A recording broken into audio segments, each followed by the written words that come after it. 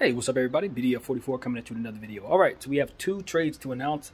It's trade deadline day, so I'm going to try to condense it a little better than I did last year because I did one video for each blast, so we ain't going to try to do that as much if possible. So, the first deal I want to announce is the Orlando Magic are going to be acquiring the expiring contracts of injured players PJ Dozier and Bol Bol. They're going to also take back a second round pick as well as some more cash considerations, and Boston will get a second round pick. So essentially Boston's just saying, okay, I just want to dump these guys, they can't help us, they're not going to be doing nothing, so rather than just let them go for nothing, give me a second round pick and I'll just clear their books, and probably will make another move today to get themselves a player that can help them win. So Boston will be willing and dealing. I'm almost positive of that. If not, then there'll be big players in the the buyout market. So that's your first deal. And the second one I have for this video is a 4-team trade involving Detroit, the Clippers, the Bucks, and the Kings. Detroit will be getting Marvin Bagley, which is a fantastic move. I love seeing him get the heck out of Sacramento. Finally, he'll get to start anew and fresh in Detroit. They get another big body player. He's also going to be expiring contract at the end of the season, so maybe they re-sign him. Maybe let him walk and let his $11 million come off their books. Either way, it's a good deal. And Clippers are going to be receiving Rodney Hood and Semi Ojeleye, two guys that can kind of boost to their bench. Also will be coming off the books, $1.7 million a piece. So, you know, that's players that can help them, and they can choose to re-sign them or let them go. Or maybe even waive them, who knows. A lot of that can take place as well. So a lot of these guys may not actually even play for these teams. The Bucks are going to be getting Serge Ibaka, you know, and I think he's going to be somebody they keep this year. I'd be very surprised if they waive him. I really would. I think they see him as a part of their immediate future, someone that's going to help them in the playoffs. They're also going to be taking back 2 second-round picks and some cash. And Serge Ibaka will be coming off their books as well at the end of the season if they choose to resign him. Or, you know, let him walk. $9.7 million off the books. And the Kings are getting their guy, Dante DiVincenzo. If we remember last year, they were trying to acquire Dante DiVincenzo for, who was it? I forget my man's name. But a shooter that ended up in Atlanta.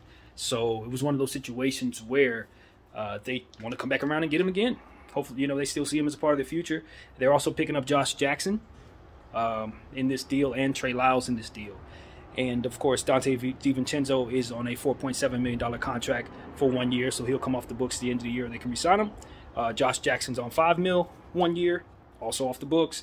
And Trey Lyles on for $2.5 million for 2 years, which I think is one of the best contracts I've ever seen, because Trey Lyles is a lot better than that. So I think, you know, all teams won here, all of them.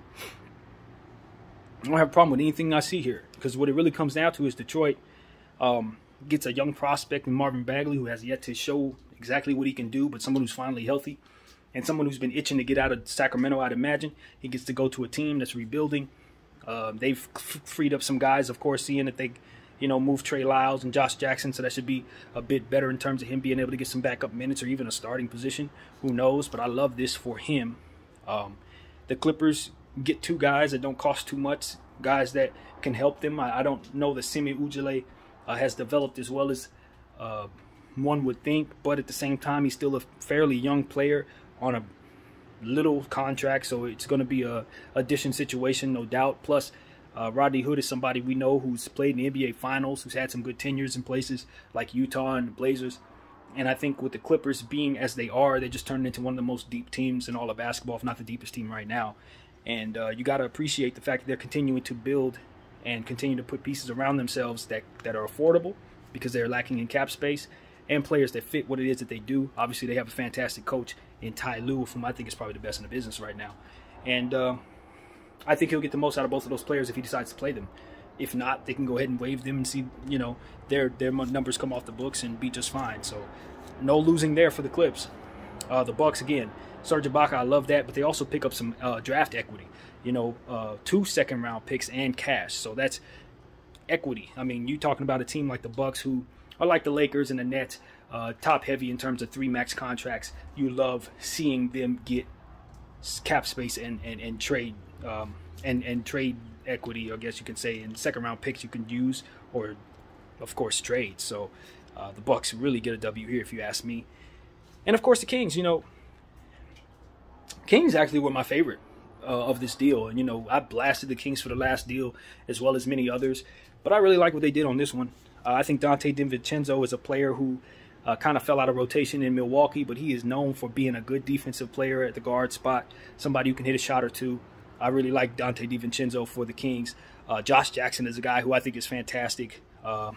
He's underrated as hell, to be honest with you. This is somebody who's still continuing to grow in this league. Obviously, one would look at him and say, oh, he's a bust. We drafted him third pick overall, and he didn't turn into that guy. Yeah, true. But he's also somebody who, secretly, if you give him a lot of minutes, he plays very well. Like, he really, really does. His talent is still there. He's still young enough to be someone you feel very confident about at $5 million.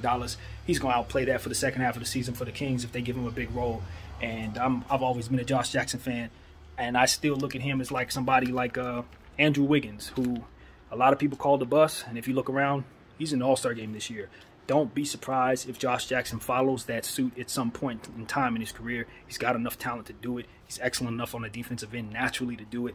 He just needs to find his way in this league. And I love this for the Kings. And Trey Lyles is a guy, like I said, that's one of the best contracts I've seen. Trey Lyles at 2.5? He needs to fire his agent. Like, seriously. I'm not saying Trey Lyles is a max contract player or anything like that. But every time I see him play, he's stretching the floor very well as a four.